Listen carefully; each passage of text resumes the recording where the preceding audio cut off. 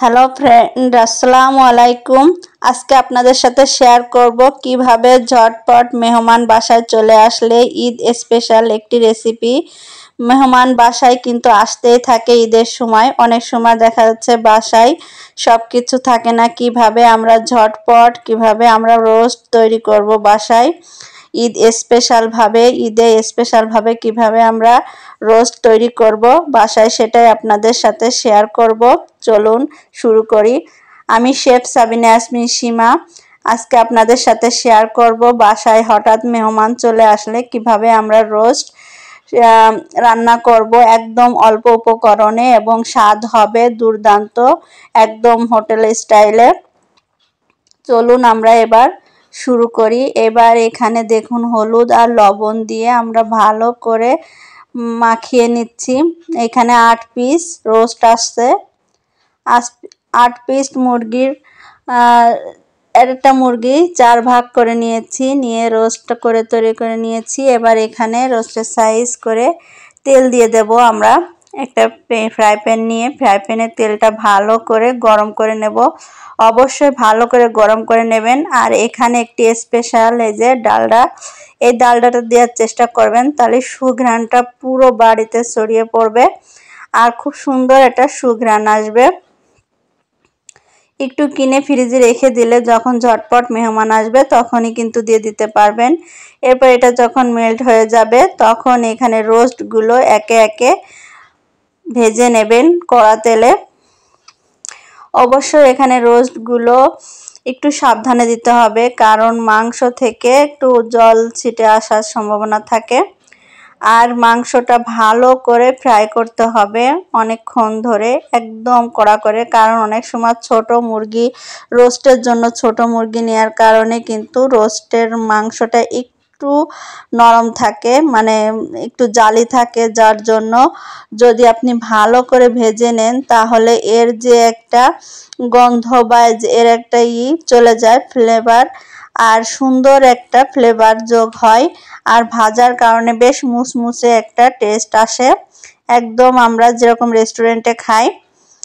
এবার এটাকে ভালো করে এপিট ওপিট করে উল্টে পাল্টে ভেজে নিতে হবে, একটু কড়া করে ভাজতে হবে, কারণ রোস্টের মাংস একটু ছোট ছোট থাকে, এজন্য ছোট ছোট মুরগিগুলো একটু কড়া করে না ভাজলে কিন্তু টেস্টটা আসে না। এই ভাজার যে প্রসেসটার কারণে অনেকেই কিন্তু রোস্টটা খেতে ভালো হয় না, এজন্য খুব ভালো করে কেয়ারফুলি ভাবে ভাজতে হবে। ভাজাটা খুব সুন্দর করে করতে হবে। এবার আমরা উল্টে পাল্টে সুন্দর করে কড়া করে ভেজে নেব।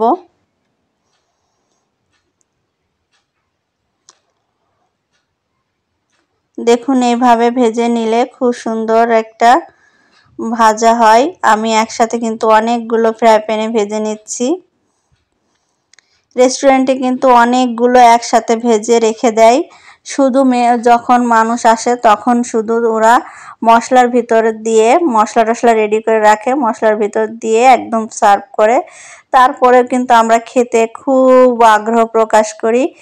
এটাই কিন্তু এখানে মেন টিপসটাই হচ্ছে কড়া করে মাংসটা ভেজে নিতে হবে। ভাজাটা যত প্রপার হবে ততই কিন্তু টেস্টটা আসবে। এরপরে ভাজা হয়ে গেলে প্রত্যেকটা উঠাই নেব আমরা। উঠাই নিয়ে এবার এখানে গরম তেলে গরম মশলা দিয়ে দেব। এরপরে কিছু ফল দিয়ে দেব, কিছু এলাচ দারচিনি দিয়ে দেব, দিয়ে এবার একটু জিরে গুঁড়া দিয়ে দেব। জিরে গুঁড়া দিয়ে এরপরে জিরেটা ফুটে উঠলে এখানে বাটা মশলা দিয়ে দিতে হবে। আদা বাটা, রসুন বাটা, পেঁয়াজ বাটা, জিরা বাটা দিয়ে দিতে হবে। দিয়ে এটাকে ভালো করে আমরা এবার কষিয়ে নেব। মশলাটাও কষানো কিন্তু অনেক সুন্দর করতে হবে। যত সুন্দরভাবে মশলাটা কষানো হবে তত কিন্তু রোস্টের টেস্টটা দ্বিগুণভাবে বেড়ে যাবে। এই কিছু প্রসেস খেয়াল করলে রোস্ট আপনার একদম পারফেক্ট রেস্টুরেন্টের মতো হবে। আর বাসায় আসলে বাসায় মানুষ বুঝতেই পারবেন না যে এরকম অল্প উপকরণে যে এত সুন্দর রোস্ট টেস্টিভাবে বানানো যায়। ঝটপট যখন ঈদের সময় কিন্তু ঝটপট যখন তখন মেহমান চলে আসে বাসায়, 2-3 দিন এককভাবে মেহমান লেগেই থাকে। অনেকের বাসায় আছে 5-7 দিন ধরেও অনেক কিন্তু মেহমান আসতে থাকে। এই যে একটু লবণ দিয়ে দেব স্বাদমতো, দিয়ে মশলাটাকে খুব সুন্দর করে কষিয়ে নেব। আগেই কিন্তু মাংস দেয়া যাবে না, আগে মশলাটাকে সুন্দর করে কষিয়ে নিতে হবে যতক্ষণ না মশলা থেকে তেল বেরিয়ে আসে।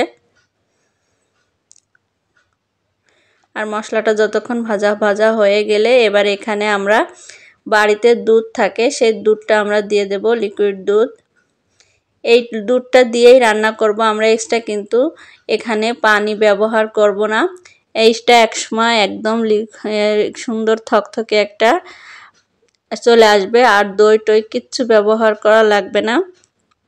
এটা দুধটাই আপনার পুরো দইয়ের কাজ করবে, টক দইয়ের কাজ করবে, এবং দুধটা দিয়েই পুরো মাংসটা সিদ্ধ হয়ে যাবে এবং মাংসটার টেস্টও দ্বিগুণ বাড়বে। এই যে এখন আমরা বলক ওঠার পর প্রত্যেকটা পিস দেখুন কত সুন্দর কড়া করে ভেজেছি, প্রত্যেকটা পিস আমরা এখানে দিয়ে দেব। প্রত্যেকটা পিস সুন্দর করে দিয়ে দিতে হবে, দিয়ে এবার টোপাট করে আমরা একটু ঢেকে রাখবো।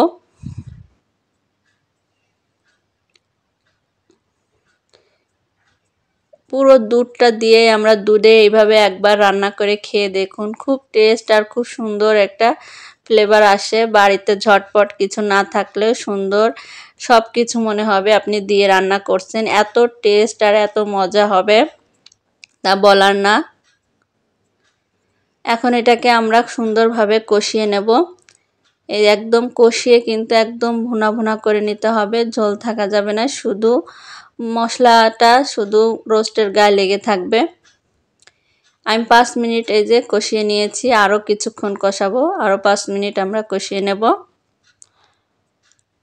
এখন দেখুন এই যে আমাদের মশলাটা হয়ে গেল, একদম মশলার গায়ে লেগে লেগে আছে একদম। দেখুন দুধটা একদম জমে এই যে এখন একদম রোস্টের গায়ে লেগে লেগে আছে, মশলাটা একদম মাখো মাখো হয়েছে।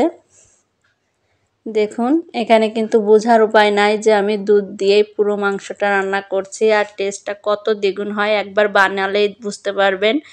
ভালো লাগলে শেয়ার করেন, কমেন্ট করুন এবং অন্যকে দেখার সুযোগ করে দিন।